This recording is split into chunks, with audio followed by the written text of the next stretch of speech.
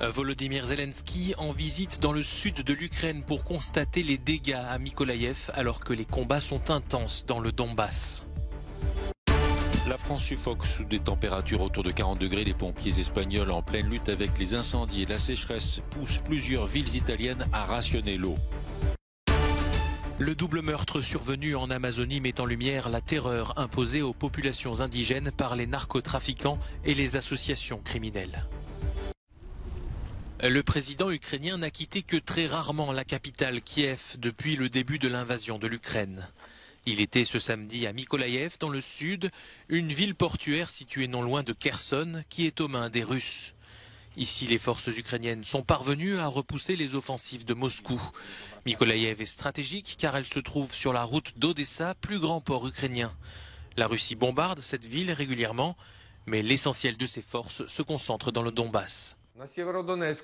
À Severodonetsk, l'ennemi continue de pilonner nos troupes et nos infrastructures civiles à l'artillerie lourde, indique le porte-parole de l'état-major ukrainien.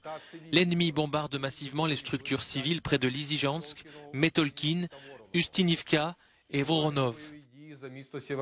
Les combats se poursuivent pour la ville de Severodonetsk. Les unités ennemies ont essayé de mener des opérations d'assaut en dehors de la ville, mais sans succès.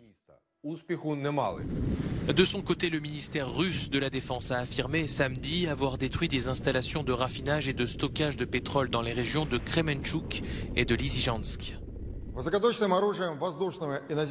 Dans les zones de Kremenchuk et de Lysychansk, nos armes ont détruit les installations de raffinage de pétrole et de stockage du carburant destinées à alimenter les équipements militaires ukrainiens dans le Donbass. À Lysychansk, les forces ukrainiennes se préparent au combat de rue. La ville, déjà lourdement bombardée, est située de l'autre côté de la rivière Donets, face à Severodonetsk, épicentre actuel de la guerre. Il était l'une des figures de la révolution de Maïdan. Roman Ratouchny, 24 ans, est mort le 9 juin dernier près d'Izium en Ukraine. Il avait rejoint l'armée au moment de l'offensive russe. Des milliers de personnes étaient à Kiev ce samedi pour lui rendre hommage lors de ses obsèques. La Russie, cette matrice, ce mode de pensée, ce mode de culture, de valeurs, c'est faux, c'est mortel, c'est dangereux pour nous. Et c'est le testament de Roman, de se débarrasser de cette manière de voir les choses, de la combattre. Roman représente la génération qui est l'avenir de l'Ukraine. Ces gens qui pensent et ne vivent pas selon des modèles, des normes établies, qui comprennent ce qui est bien et mal. C'est une autre dimension.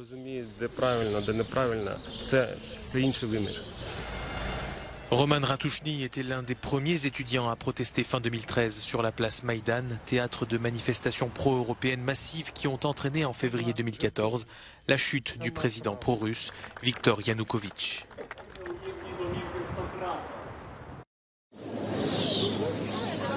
Le sud de l'Europe suffoque sous des températures anormalement élevées pour un mois de juin. En France, dans plusieurs régions, les prévisionnistes s'attendent à ce que des records soient battus et que le mercure dépasse les 40 degrés. Un peu partout sur le territoire, de nombreux événements festifs, sportifs et culturels ont été annulés. La canicule précoce révèle la précarité énergétique des appartements vieillissants, difficile à chauffer l'hiver et impossible à rafraîchir l'été. Des bénévoles viennent soutenir certains des locataires les plus fragiles, comme Christian, un ancien peintre en bâtiment de 70 ans. Je me lève, je vais là-bas, je me lève, je vais à la salle de bain, je reviens, je bois un verre, je bois de l'eau, après je m'assois, je regarde la télé, voilà. Jusqu'à 2 h du matin, de 3 à 4 heures. On essaye de faire au cas par cas et c'est souvent assez difficile. Et nous, on est juste de passage, mais de voir qu'ils vivent dans ces conditions-là, c'est, enfin, moi personnellement, ça me révolte. Ça me révolte et ça me fend le cœur aussi, quoi. La chaleur ira en s'accentuant depuis le sud-ouest de l'Europe en direction du nord-est pour laisser place à des orages ponctuels et une dégradation dimanche sur l'ouest. L'Italie attend avec impatience la pluie. La sécheresse menace les récoltes et en Lombardie, l'eau est rationnée dans plusieurs villes de la plaine du Pô. Situation dramatique en Espagne pour les pompiers qui font face à plusieurs feux à travers le pays. 14 villages et plusieurs centaines de personnes ont été évacuées dans la région de Castille et Léon où l'incendie géant a déjà ravagé 20 000 hectares. Ils veulent que la lumière soit faite dans cette affaire de meurtre en Amazonie. Le journaliste britannique Dom Phillips et l'expert indigène Bruno Pereira qui l'accompagnaient ont bel et bien été tués par un pêcheur alors qu'ils se rendaient dans une région reculée pour enquêter sur l'environnement. Le suspect s'est rendu et a avoué le crime. Les représentants des communautés indigènes réclament une enquête poussée. Nous ne pouvons pas travailler en ayant peur d'être abandonnés ou persécutés. Ça suffit, dénonce ce militant de la cause indigène. La police estime que ce meurtre était un acte isolé, ce que les représentants indigènes réfutent. Selon eux, les pêcheurs et les mineurs d'or font régner la terreur en Amazonie.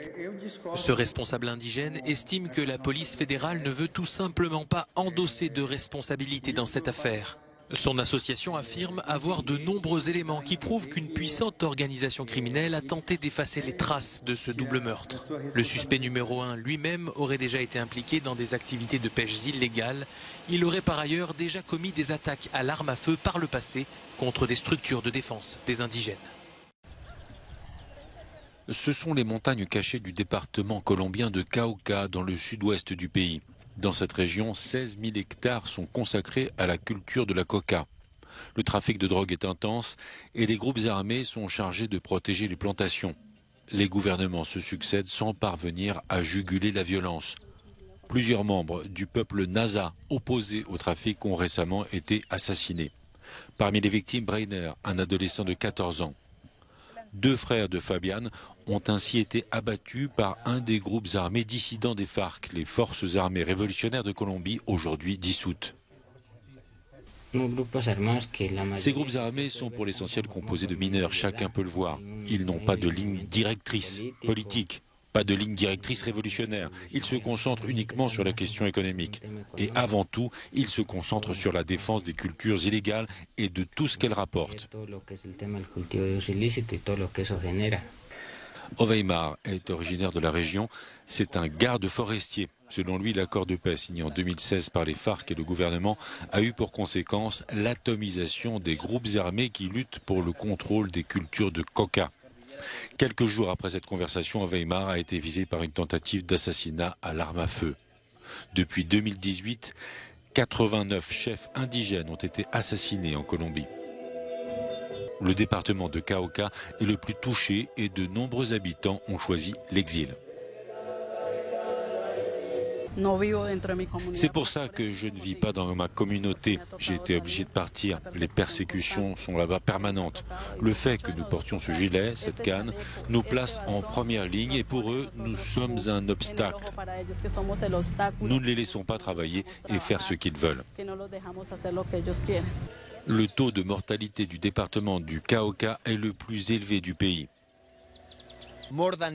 Plus de 900 leaders sociaux et communautaires ont été assassinés en Colombie depuis l'accord signé en 2016 par les FARC. Dans le Cauca, les indigènes du peuple Nasa estiment que la violence a pour origine la mauvaise mise en œuvre du pacte de 2016.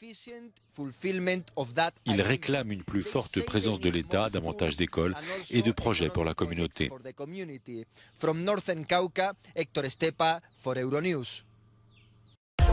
Au moins une personne a été tuée samedi dans l'incendie d'une usine chimique à Shanghai. Selon des médias locaux, des riverains ont entendu une explosion suivie d'un incendie maîtrisé quelques heures plus tard. Un sinistre qui intervient au moment où la capitale économique chinoise reprend progressivement ses activités après un confinement de 2 mois à cause du Covid-19.